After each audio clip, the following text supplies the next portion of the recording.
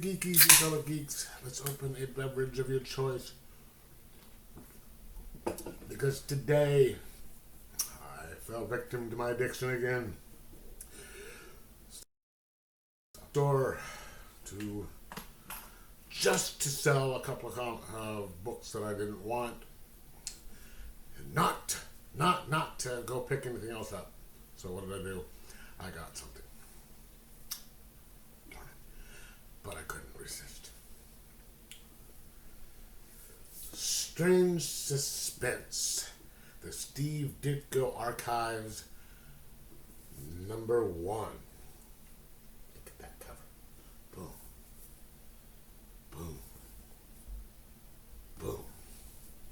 It says over 200 pages of pre-Spider-Man, pre-Comics Code horror comics by Steve Ditko.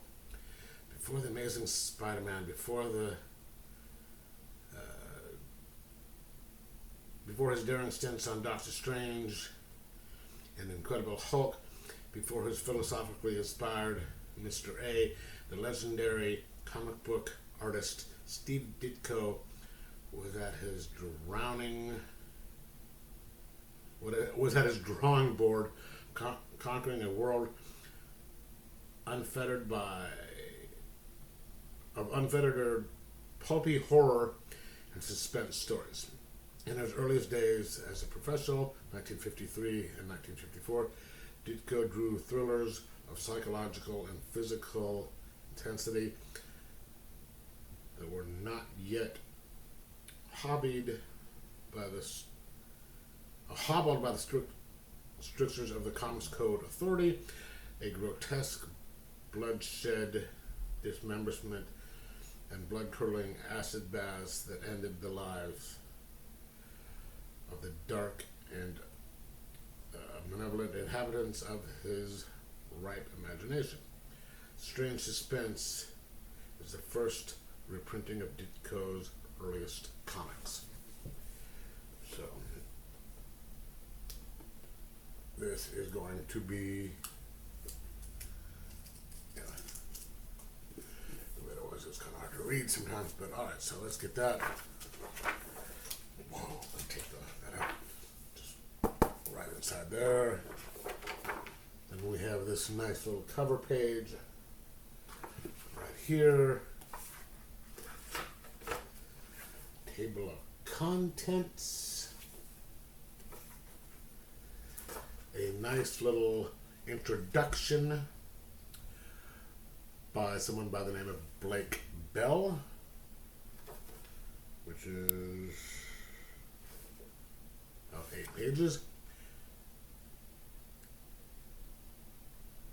And then we hop right into the book. The first story is, are there really such creatures as witches? Perhaps you may learn the answer from Madame Cyanide and Mr. Tricks. Which is just that, and then, okay, maybe that wasn't the first thing. Okay. The first story here is called Stretching Things. I read the first couple pages of it at the store. It is about a guy by the name of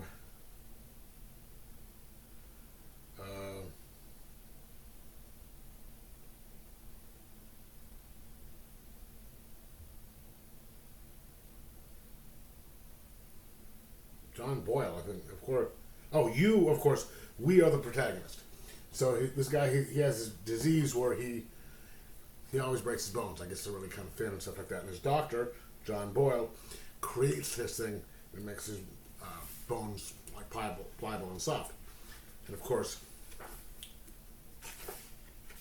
turns out it becomes sort of like Mr. Fantastic. But of course, he decides to use it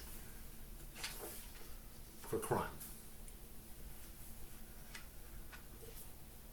But then, of course, we have this, throughout the book, we have these wonderful pre-code artwork with all the different colors and stuff. And I haven't read, if this stuff is pre-code, it's going to have some pretty intense and pretty horrific stuff in it, which is just really great. That's one thing I loved about EC, is that, you read some of the Marvel and DC, code horror. It's okay, but it's nothing like the old pre-code stuff, which this is. It's a nice hard book, and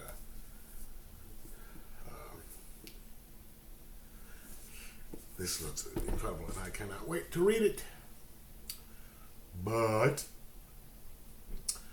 I have to for a few minutes. I got some stuff to do, but then I'm gonna tear right through it, especially this time of year, getting close to my favorite year, the time of the year, Halloween.